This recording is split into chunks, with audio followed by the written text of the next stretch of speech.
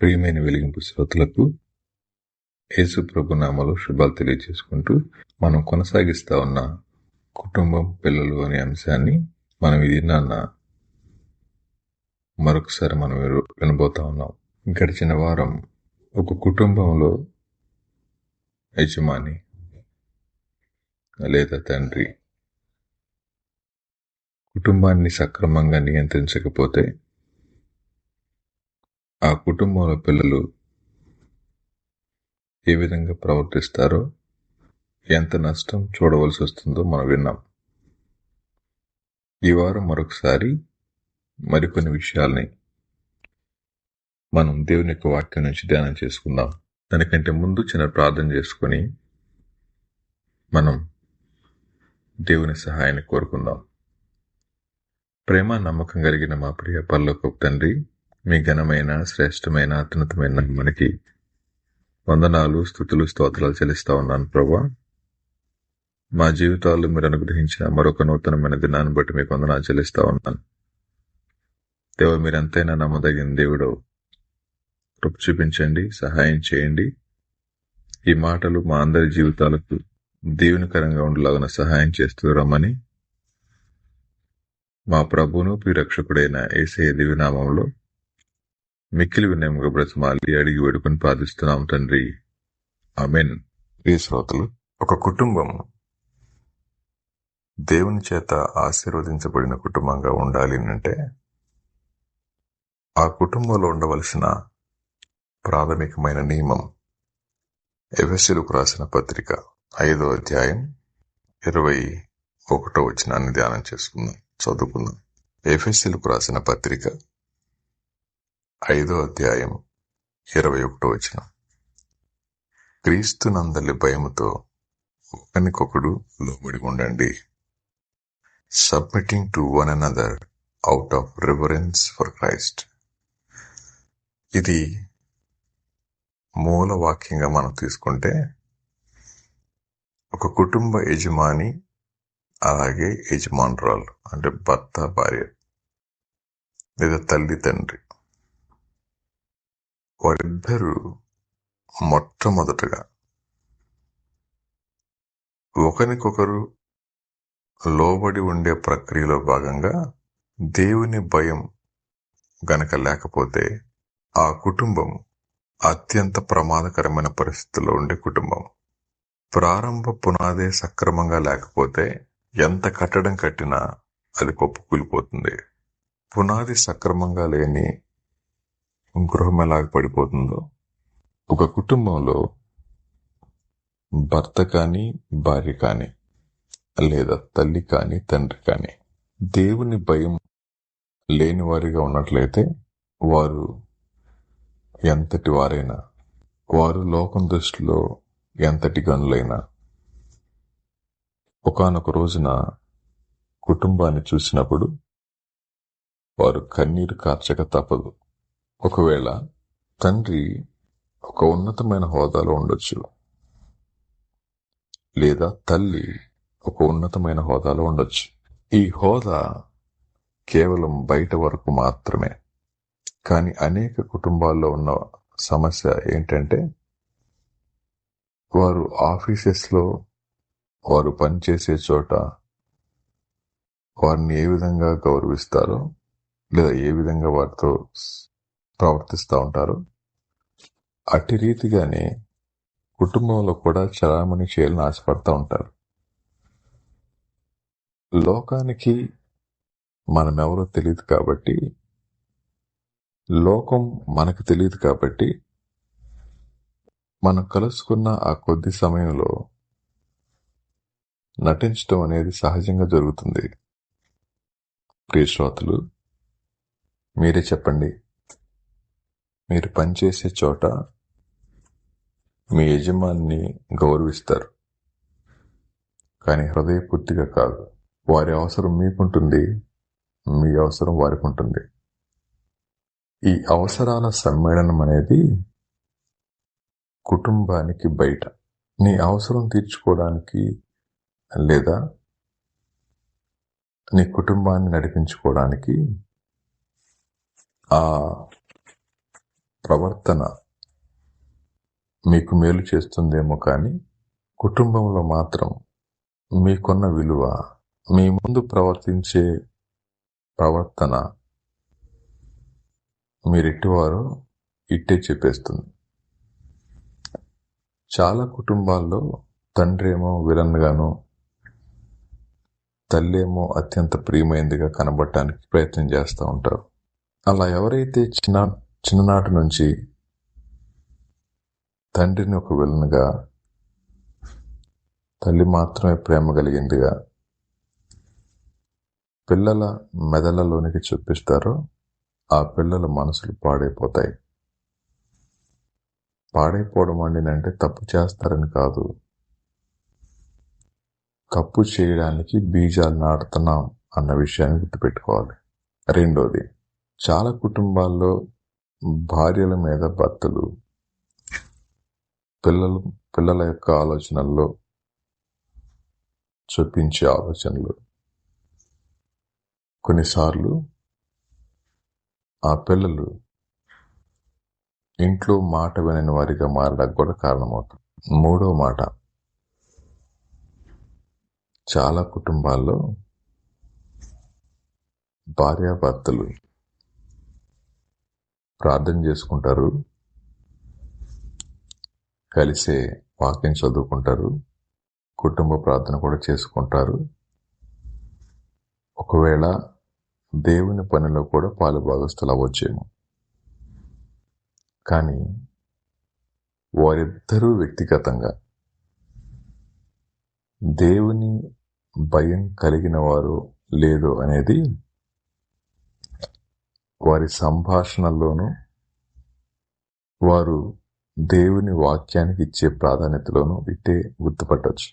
అనేక చోట్ల పురుషులు కానీ స్త్రీలు కానీ దేవుని భయం లేని వారైతే వాళ్ళ ఆహాన్ని తృప్తిపరచుకోవాలని తాపత్రయపడతారు, కానీ ఎట్టి పరిస్థితుల్లోనూ దేవుని వాక్యాన్ని మేరడానికి ఇష్టపడలేరు. దేవుణ్ణి భయంతో వెంబడించడం కాదు చేయాల్సింది, ప్రేమతో వెంబడించాలి. దేవుని యొక్క మాటల్ని కష్టంతో కాదు నమ్మాల్సింది, ఇష్టంతో నమ్మాలి. ఈ ప్రారంభపు పునాదులుగా మనం వేసుకుంటే, ఒక భార్య తన భర్తకు అన్కండిషనల్ గా లోబడగలిగితే వాక్యాన్ని బట్టి ఆమె పక్షాన దేవుడు పనిచేస్తారు. ఎటువంటి పరిస్థితుల్లోనైనా ఆ లోబడి ప్రక్రియలో మీ అంతరంగాల్లో బాధ ఉండొచ్చు, కన్నీరుండొచ్చు, కానీ న్యాయబద్ధంగా తీర్పు తెచ్చే దేవునికి అప్పగించుకొని వాక్యాన్ని బట్టి మనం లోబడగలిగితే హృదయపూర్తిగా సంతోషంగా ఖచ్చితంగా మీ ఫలాన్ని పోగొట్టుకోలేరు. అదేవిధంగా పురుషులు కూడా భార్యను ప్రేమించగలిగితే అన్నప్పుడు వాళ్ళెట్టి వారైనా సరే ఆ ప్రేమ దగ్గర అన్కండిషనల్ గా ప్రేమించగలిగితే, ఇక్కడ లోబట్టం అనేది ఇరువురికి, ప్రేమించడం కూడా ఇరువురికి వర్తిస్తుంది. మనం చదువుకున్న వాక్య భాగంలో మీకు అది కనబడుతుంది. ఎఫెసీయులకు రాసిన పత్రిక 5వ అధ్యాయం 21వ వచనం, క్రీస్తునందలి భయముతో ఒకనికొకడు లోబడి ఉండండి, submitting to one another out of reverence for Christ. ఈ మాటలో తల్లిదండ్రులుగా లేదా భార్యాభర్తలుగా ఒక కుటుంబాన్ని విజయవంతమైన కుటుంబంగా నిర్వర్తిస్తూ వెళ్ళాలి అంటే వారు ఖచ్చితంగా ఒకరికొకరు లోబడాలి, ఒకరినొకరు ప్రేమించుకోవాలి. అదే సమయంలో అన్కండిషనల్ గా దేవుడు ఏమై ఉన్నాడు అనేది మన అభిప్రాయాన్ని బట్టి ఉండదు. ఆయన ఏమై ఉన్నాడో దానిని బట్టి మనం స్వీకరించాలి. అనేక మంది వారి ఆహానికి తృప్తిపరిచే విధంగా ఉంటే అంగీకరిస్తారు, వారి ఆహాన్ని ఏమాత్రం అటు ఇటు చేసినా దేవుని వాక్యానికి లోబడలేరు. ప్రియ శ్రోతలు, మీ భార్యతో మీరు మాట్లాడే భాష, మీ భర్తతో మీరు మాట్లాడే భాష ఒకవేళ దేవుని వాక్యానికి అనుకూలంగా లేకపోయినా, రెండో మాట, కుటుంబంలో నిర్ణయాధికారాన్ని తండ్రికి కాక తల్లి తన చేతుల్లోకి తీసుకోవాలని తాపత్రయపడిన, కుటుంబంలో యజమానిని, ఆయన యొక్క నాయకత్వాన్ని అంగీకరించలేని భార్య లేదా తల్లి ఉంటే, ఆ కుటుంబంలో ఎదిగే పిల్లలు ఉపయోగపడే వృక్షంగా ఉండాల్సిన వారు నిరుపయోగమైన వృక్షంగా మారుతారు. ఈ మాట మనం మాట్లాడుకుంటా ఉంది, ఫౌండేషన్ సక్రమంగా లేకపోతే మీరు ఎంత ఖర్చు పెట్టినా, మీరు ఎంత ప్రయాసపడినా, మీకు మీరు వ్యక్తిగతంగా ఎంత భక్తిపరులమని చూయించుకున్నా, మన పిల్లలు మన కళ్ళ ముందున్నదే మన వాస్తవ జీవితం. ప్రియ శ్రోత, ఈరోజు మన పిల్లల యొక్క జీవితాలు మన కంటతడి పెట్టిస్తూ ఉంటే దానికి కారణం మనలో దేవుని భయం లేని ఒక స్థితిని వారు దగ్గరగా చూశారు కాబట్టి వారి విధంగా ప్రవర్తిస్తూ ఉన్నారు. కొంతమంది ఈ మాటతో విభేదించవచ్చు, మేమెందుకు భయపడలేదండి అని. ఈ మాటని ఎలా అనుకుంటే, 100కి 99% కుటుంబాల్లో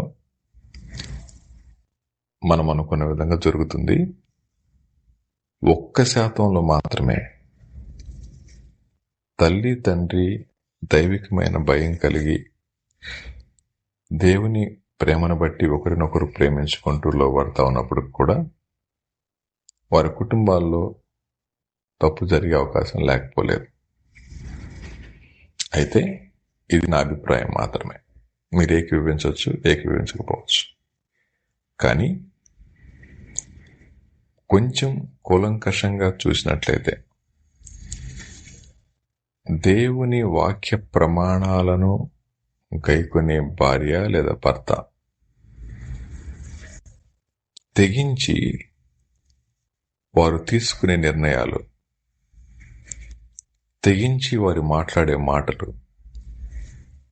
తెగించి ఒకరినొకరు నిందించుకునే పరిస్థితులు, తెగించి ఒకరి నాయకత్వాన్ని ఒకరు అంగీకరించలేని పరిస్థితులు, తెగించి ఎవరి నిర్ణయాలు వారు తీసుకునే కుటుంబం రాబోయే దినాల్లో వారికి మిగిలేది శోకమే కానీ సంతోషం కాదు. ప్రియ శ్రోతలు, చాలా కుటుంబాల్లో, క్రైస్తవ కుటుంబాలు ఎవరి నిర్ణయాన్ని వారే తీసుకుంటూ వారు దైవికమైన క్రమాన్ని మర్చిపోయి వారి కుటుంబాన్ని కుప్పకూలి చేసుకుంటూ ఉంటారు. బైబిల్లో చెప్తా ఉంది, మొదట దేవునికి ప్రాధాన్యత ఇవ్వాలి, రెండవదిగా పురుషుడు నాయకత్వం వహించాలి, మూడవది స్త్రీ సహకారిగా ఉంటూ ఆ నాయకత్వం కింద లోబడి జీవించాలి. అలాంటి కుటుంబంలో ఎదిగే పిల్లలు అమ్మా నాన్న మాటలు వింటూ వారి మాదిరిని అనుసరిస్తూ ముందుకు వెళ్ళాలి. ఆ చివరిగా వీరందరూ కలిసి దేవుని సేవలో పాలుభాగస్తులు కావాలి. ఇది దైవికమైన క్రమం. ఈ క్రమం ఎక్కడ అక్రమమైన ఆ కుటుంబ వ్యవస్థ కుప్పకూలిపోవటం సహజం. ప్రియ శ్రోతలు, ఈ మాటలు వింటా ఉన్న మీరు మీ కుటుంబ పునాదులను సక్రమపరుచుకోవాలి అంటే మొట్టమొదట ఆలోచించవలసిన విధానం, మీ కుటుంబానికి యజమాని దేవుడేనా? ఒకవేళ ఇది వింటా ఉన్న సహోదరులైతే మీ నాయకత్వం కింద, మీ భర్త లేదా తండ్రి నాయకత్వం కింద మీరు ఉండగలుగుతా ఉన్నారా? లేదా మీకంటూ మీరు స్వతంత్ర దేశంగా ప్రకటించుకొని మీ జీవితం మీద అనుకుంటున్నట్లున్నారా? మళ్ళీ చెప్తా ఉన్నాను, అలా ఎవరైతే స్వేచ్ఛ, స్వతంత్రం అనుకుంటూ అపవాదికి తావిచ్చి దేవుని క్రమాన్ని మీరతారో వారికి తాత్కాలిక సుఖం ఉంటుంది, శాశ్వత కాల దుఃఖం ఉంటుంది. మీరు తీసుకున్న తొలి దినాల్లో నిర్ణయాలే ఈరోజు మీ కళ్ళ ముందు పిల్లలు మీ దుఃఖానికి కారణమవగల కారణాలు. మీరు గుర్తించినా గుర్తించకపోయినా ఇది వాస్తవం. తొలి దినాల్లో మీరు గనక దేవునికి భయపడుతూ వాక్య ప్రమాణాల మేర స్త్రీ అయితే పురుషునికి లోబట్టం, పురుషుడైతే కుటుంబానికి మంచి యజమానిగా ఉండగలగడం, అలా ప్రేమిస్తూ లోబడుకుంటూ ఒకరి గౌరవాన్ని ఒకరు కాపాడుకుంటూ కలిసి ఏక మనసుతో వెళ్ళగలిగితే ఆ కుటుంబం అత్యద్భుతంగా వర్ధిల్లేది. నోవా గారి కుటుంబం ఎంత అద్భుతంగా దేవునికి చోటిచ్చి దేవుని వాక్య ప్రమాణాల మీద వారు జీవించారో, అలా జీవించడాన్ని బట్టి ఆ కుటుంబానికి కలిగిన మేలు, వారు ప్రపంచానికి అందించిన మాదిరి ఎలా ఉందో తిరిగి మనం వచ్చే వారాన్న ధ్యానం చేసుకుందాం. అంతవరకు మనం ఆలోచించుకోవాల్సినటువంటిది, మన కుటుంబంలో ఈరోజు మన కన్నీటికి కారణం మన ప్రారంభంలోనే మన పట్ల మనం ఏర్పరచుకున్న అభిప్రాయాలు, వాక్య ప్రమాణాలకు లోబడే దగ్గర మనం ఏర్పరచుకున్న ప్రమాణాలే కారణం. కాబట్టి ప్రియ శ్రోతలు, ఒక మంచి కుటుంబంగా మనం కట్టబడాలి అంటే మూలాన్ని సరి చేసుకుందాం. ఆ తదుపరి ఎటువంటి నిర్ణయాలు తీసుకోవాలి అనేది మరొకవారు మనం ధ్యానం చేసుకుందాం. అంతవరకు దేవుడు మనందరికీ తోడేయును గాక. ఆమేన్.